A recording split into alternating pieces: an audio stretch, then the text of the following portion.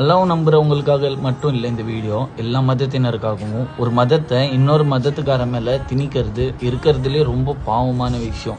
இஸ்லாம்லயே சொல்லப்பட்டது லக்கும் தீனுக்கும் வலியத்தீன், உனக்கு உன்னோடைய பாதை, எனக்கு என்னுடைய பாதை.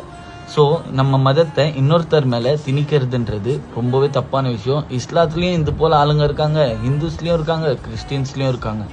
முடிஞ்ச அளவுக்கு நம்மளுடைய மதத்தை நம்ம சொல்றது வேற, என்னுடைய மதத்துல இதெல்லாம் இருக்குன்ட்டு சொல்றது வேற. என் மதத்தை நீ செஞ்சா உனக்கு இவ்வளோலாம் கிடைக்கும்னு சொல்றது திணிக்கிறது. திணிக்காம இருப்போம்.